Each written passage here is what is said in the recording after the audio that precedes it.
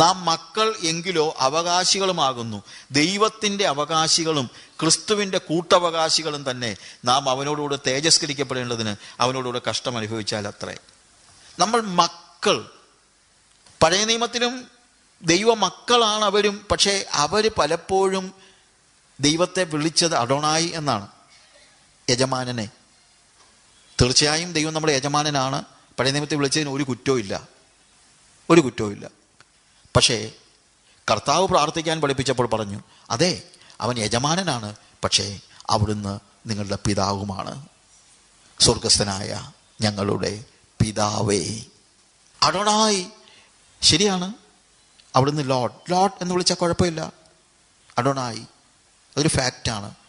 പക്ഷേ ഞാനിപ്പോൾ മനസ്സിലാക്കുന്നു, I am a child of God.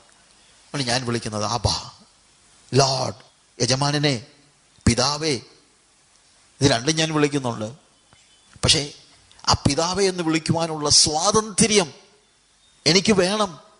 അതാണ് എൻ്റെ ഐഡൻറ്റിറ്റി, ഒന്നാമത്തെ ഐഡൻറ്റിറ്റി. ഓഫ് കോഴ്സ് ദൈവം എൻ്റെ യജമാനനാണ്.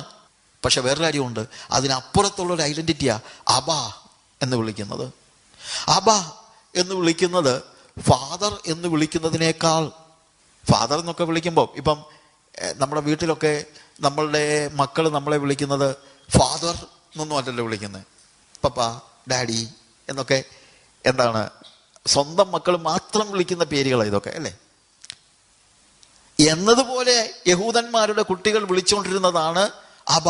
അബ എന്ന് വെച്ച് കഴിഞ്ഞാൽ എൻ്റെ സ്വന്തം, എൻ്റെ അപ്പച്ചൻ എന്ന് പറയുന്നതിന്, അല്ലെങ്കിൽ എൻ്റെ പപ്പ എന്ന് പറയുന്നതിന് തുല്യമായ വാക്കാണ് അബ എന്ന് വിളിക്കുന്നത്.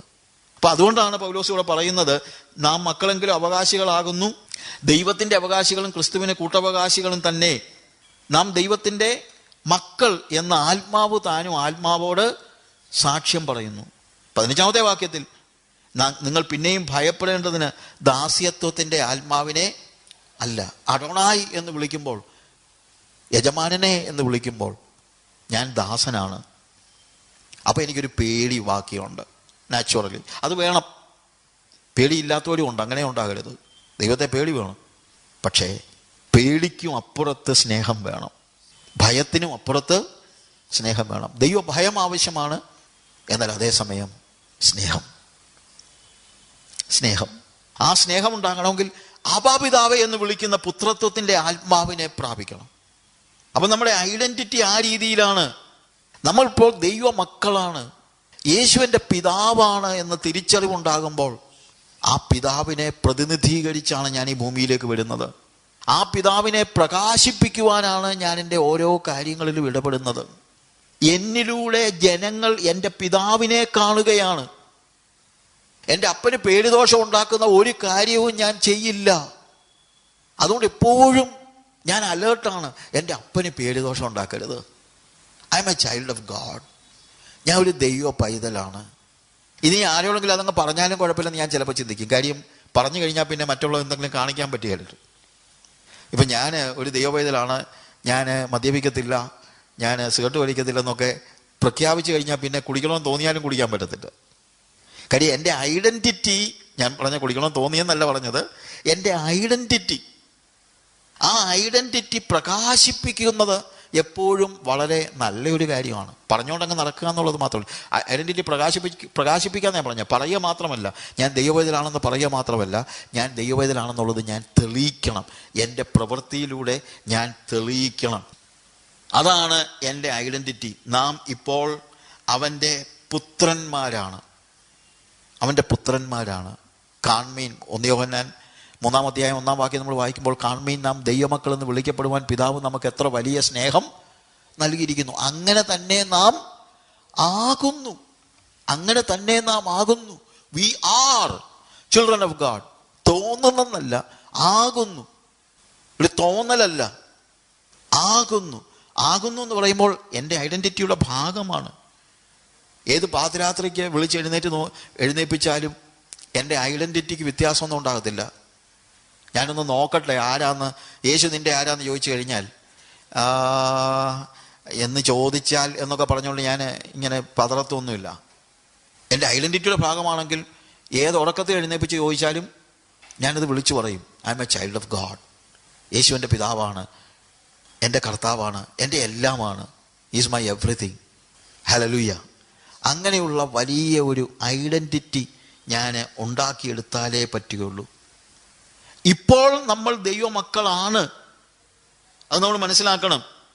റോമാലേഖനം 8-ാം അധ്യായത്തിൻ്റെ തന്നെ 28 മുതലുള്ള വാക്യങ്ങൾ വായിക്കുമ്പോൾ നമ്മൾ ആരാകാനുള്ളവരാണ് എന്നുള്ളതും കൂടെ അവിടെ പറയുന്നുണ്ട്.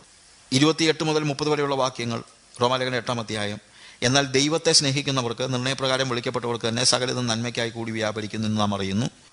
അവൻ മുന്നറിഞ്ഞവരെ തൻ്റെ പുത്രൻ അനേകം സഹോദരന്മാരിൽ ആദ്യജാതനാകേണ്ടതിന് അവൻ്റെ സ്വരൂപത്തോട് അനുരൂപരാകുവാൻ മുൻ നിയമിച്ചുമിരിക്കുന്നു. അവൻ്റെ സ്വരൂപത്തോട് അനുരൂപരാകുവാൻ.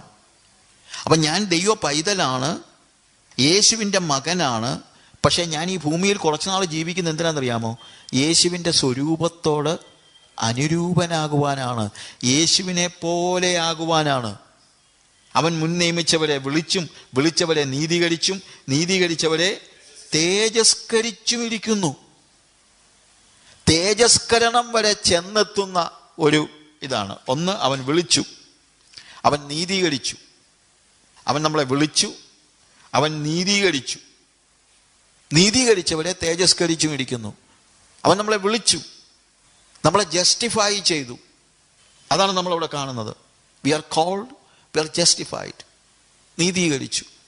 നീതീകരിക്കുക മാത്രമല്ല, തേജസ്സിലേക്ക് നമ്മളെ കൊണ്ടുപോവുകയാണ്. ആ തേജസ്സിലേക്ക് കൊണ്ടുപോകുന്ന വഴിയാണ് ശുദ്ധീകരണത്തിൻ്റെ വഴി, sanctification. Justification, sanctification and glorification. നീതീകരണം, വിശുദ്ധീകരണം, തേജസ്കരണം. ഞാൻ തേജസ്സിലേക്ക് ഉള്ളവനാണ് എന്നുള്ളത് നമ്മൾ മനസ്സിലാക്കണം. ഞാൻ തേജസ്സിലേക്ക് ഉള്ളവനാണ്. അപ്പോൾ എൻ്റെ മനസ്സിൽ മുഴുവൻ അതാണ്, എനിക്ക് തേജസ്സിലേക്ക് പോകണം, അവൻ്റെ പുത്രൻ്റെ സ്വരൂപത്തോട് അനുരൂപനാകണം, അവനെ പോലെ ആകണം. അതെൻ്റെ മനസ്സിൽ എൻ്റെ ഐഡൻറ്റിറ്റിയുടെ ഭാഗമായി. അലക്സാണ്ടർ കുമാരനോട് പറഞ്ഞ എന്താണ്? നീ ആരാണെന്നറിയണം, നീ ആരാകാനുള്ളവനാണെന്നുള്ളത് നീ അറിയണം. എൻ്റെ ജീവിതത്തെ ക്രമീകരിക്കുന്നത് ഞാൻ ആരാകാനുള്ളവനാണെന്നുള്ള തിരിച്ചറിവും കൂടെ വെച്ചാണ്. അതാണ് ശരിക്കും നമ്മൾ 1 യോഹന്നാൻ 3-ാം അധ്യായത്തിൽ നമ്മളവിടെ കാണുന്നത്, കാണുമ്പോൾ നാം ദൈവങ്ങളെന്ന് വിളിക്കപ്പെടുവാൻ പിതാവ് നമുക്ക് എത്ര വലിയ സ്നേഹം നൽകിയിരിക്കുന്നു, അങ്ങനെ തന്നെ നാം ആകുന്നു, ലോകം അവനെ അറിഞ്ഞിട്ടില്ലായതുകൊണ്ട് നമ്മയും അറിയുന്നില്ല. പ്രിയമുള്ളവരെ, നാം ഇപ്പോൾ ദൈവമക്കളാകുന്നു. നാം ഇന്നതാകുമെന്ന് ഇതുവരെ പ്രത്യക്ഷമായിട്ടില്ല. അവൻ പ്രത്യക്ഷനാകുമ്പോൾ നാം അവനെ താൻ ഇരിക്കും പോലെ തന്നെ കാണുന്നതാകൊണ്ട് അവനോട് സദൃശന്മാരാകുമെന്ന് നാം അറിയുന്നു. അതായത് കർത്താവ് വരുമ്പോൾ അവനോട് സദൃശന്മാരായിക്കൊണ്ട് വേണം നമ്മൾ അവനെ എതിരേൽക്കുവാൻ. നമ്മൾ രക്ഷിക്കപ്പെട്ടതിൻ്റെ പിറ്റേ ദിവസം നമ്മൾ അവനോട് സദൃശന്മാരായിട്ടില്ല. It will take time. ഒരു ദിവസം കൊണ്ടല്ല ഇത്. പക്ഷെ വേറെ കാര്യമുണ്ട്, അതൊരു പ്രോസസ്സാണ്, മുന്നോട്ടുള്ള ഒരു പ്രോസസ്സാണ്, കണ്ടിന്യൂസ് ആയിട്ട് നടക്കുന്ന. അതാണ് വിശുദ്ധീകരണം എന്ന് പറഞ്ഞു കഴിഞ്ഞാൽ അതൊരു പ്രോസസ്സാണ്. ജസ്റ്റിഫിക്കേഷൻ ഒരു നിമിഷം കൊണ്ട് സംഭവിക്കുന്നതാണ്. നീതീകരണം ഒരു നിമിഷം കൊണ്ട് സംഭവിക്കുന്നതാണ്. കർത്താവ് നമ്മളെ നീതീകരിക്കുമ്പോൾ നമ്മുടെ പാപങ്ങളിൽ നിന്ന് നമ്മളെ വിമോചിപ്പിച്ചുകൊണ്ട് കർത്താവ് നമ്മളെ നീതീകരിച്ച് നമ്മളെ നീതിമാന്മാരാക്കുന്നു. പിതാവിൻ്റെ സന്നിധിയിലേക്ക് നമ്മൾ പ്രവേശിക്കുന്നു. പക്ഷേ നമ്മൾ ഈ ലോകത്തിൽ പിന്നീട് ജീവിക്കുമ്പോൾ വിശുദ്ധീകരണത്തിൻ്റെ പാതയിലൂടെ നമ്മൾ നടക്കണം.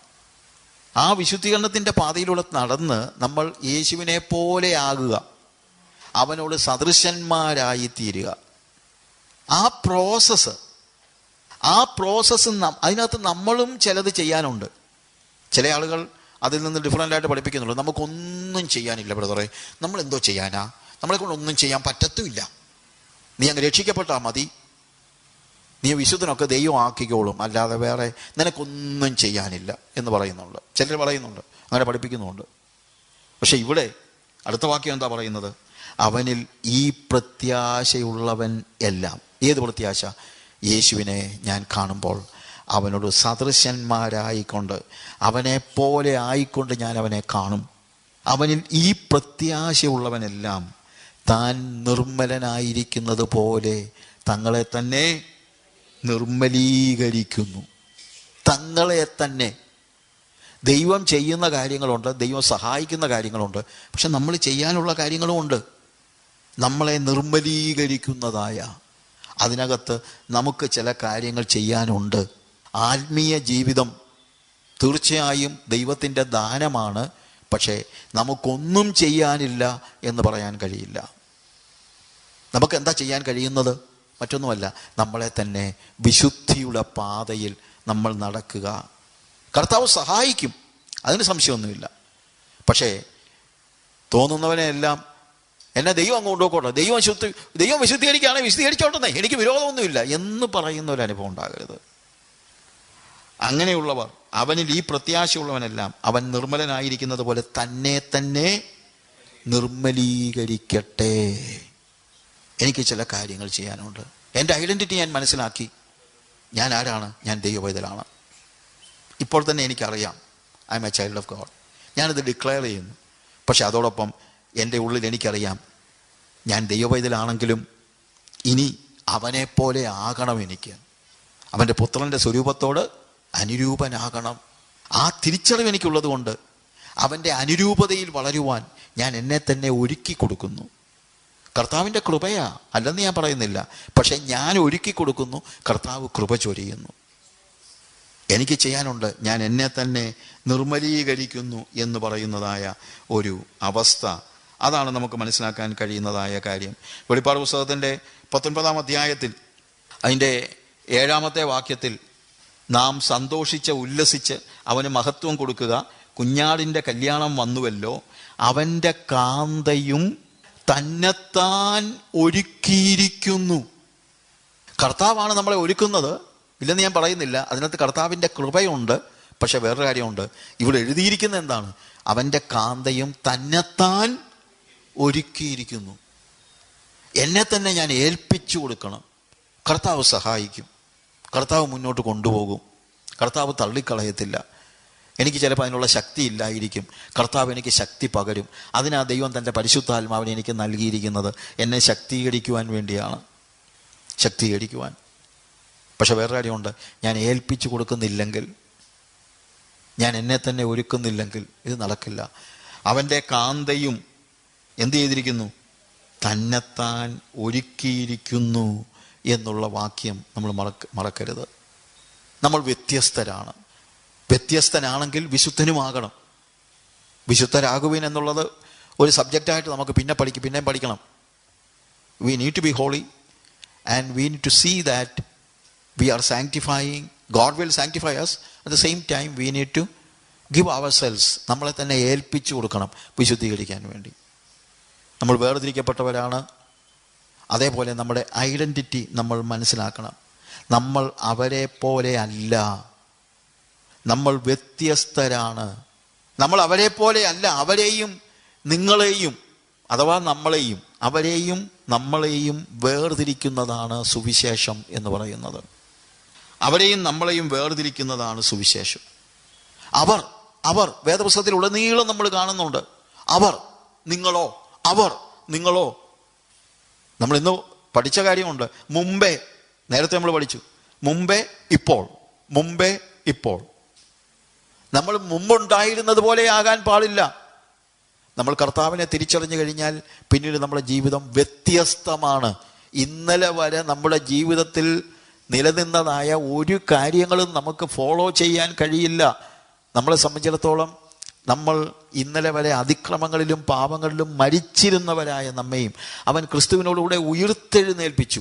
ഇനി ക്രിസ്തുവിനോടുകൂടെയാണ് നമ്മുടെ ജീവിതം. ഇന്നലത്തെ പോലെ അല്ല എൻ്റെ ജീവിതം, വ്യത്യസ്തമാണ്. ഇറ്റ് ഈസ് ഡിഫറെൻറ്റ്, വ്യത്യസ്തമാണ്. നമ്മൾ വ്യത്യസ്തരാകണം, ഇന്നലത്തെ പോലെ ആകരുത്. അതേപോലെ തിരുവചനത്തിൽ പറയുന്ന, വചനത്തിലുടനീളം പറയുന്നുണ്ട്, അവരെ പോലെ ആകരുത്. ഇന്നലത്തെ പോലെ ആകരുത് എന്നുള്ളത് നമ്മൾ കണ്ടു. അവരെ പോലെ ആകരുത്. നിങ്ങൾ അവരെ പോലെയല്ല. അവരെയും നിങ്ങളെയും വേർതിരിക്കുന്നതാണ് സുവിശേഷം. അത് വേദപുസ്തകത്തിലുടനീളം നമ്മൾ കാണുന്നുണ്ട്. യൂദായുടെ ലേഖനം നമ്മൾ വായിക്കുമ്പോൾ അതിനകത്ത് ചില വാക്യങ്ങൾ മാത്രം നമ്മളൊന്ന് വായിച്ചു നോക്കുമ്പോൾ തന്നെ നമുക്കറിയാവുന്ന കാര്യമുണ്ട്. നമ്മൾ അല്ലെങ്കിൽ അവർ നിങ്ങൾ എന്ന് പറയുന്ന ആ ഡിഫറൻസ് നമ്മൾ കാണുന്നത് 4-ാമത്തെ വാക്യം മുതൽ. യൂദായുടെ ലേഖനം ഒരധ്യായമേ ഉള്ളല്ലോ, അതിൻ്റെ 4-ാമത്തെ വാക്യം. നമ്മുടെ ദൈവത്തിൻ്റെ കൃപയെ ദുഷ്കാമവൃത്തിക്ക് ഹേതുവാക്കി ഏകനാഥനും നമ്മുടെ കർത്താവായ യേശുക്രിസ്തുവിനെ നിഷേധിക്കുന്ന അഭക്തരായ ചില മനുഷ്യർ നുഴഞ്ഞു കയറിയിരിക്കുന്നു. അവരുടെ ശിക്ഷാവിധി പണ്ട് തന്നെ എഴുതിയിരിക്കുന്നു. നിങ്ങളോ സകലവും ഒരിക്കൽ അറിഞ്ഞുവെങ്കിലും നിങ്ങളെ ഓർപ്പിപ്പാൻ ഞാൻ ഇച്ഛിക്കുന്നതെന്നാൽ കർത്താവ് ജനത്തെ മിസ്രയീമിൽ നിന്ന് രക്ഷിച്ചിട്ടും വിശ്വസിക്കാത്തവരെ പിന്നത്തേതിൽ നശിപ്പിച്ചു. നിങ്ങൾ അവരെ പോലെ ആകരുത്. അവരെങ്ങനെയുള്ളവരാണ്? അവർ എന്ന് പറയുന്നത് നമ്മുടെ ദൈവത്തിൻ്റെ കൃപയെ ദുഷ്കാമവൃത്തിക്ക് ഹേതുവാക്കി ഏകനാഥനും നമ്മുടെ കർത്താവുമായ യേശുക്രിസ്തുവിനെ നിഷേധിക്കുന്ന അഭക്തരായ ചില മനുഷ്യർ നുഴഞ്ഞു കയറിയിരിക്കുന്നു. അപ്പൊ ഇത് സഭയിൽ നുഴഞ്ഞു കയറി എന്നാ പറയുന്നത്. അവർ സഭയിലുണ്ടെന്ന് പറഞ്ഞുകൊണ്ട് അവരെ പോലെ ആകരുത്. സഭയിലുള്ള എല്ലാവരെ പോലും ആകാൻ പറ്റില്ല. സഭയിലെ എല്ലാ ടീച്ചിങ്സും വന്ന് അവിടുന്നും ഇവിടുന്നും ഓരോരുത്തർ വന്ന് ദൈവത്തിൽ നിന്ന് എനിക്ക് കിട്ടിയ വെളിപ്പാടെന്നൊക്കെ പറഞ്ഞ ഉടനെ തന്നെ അതിൻ്റെ പുറകെ പോകരുത്.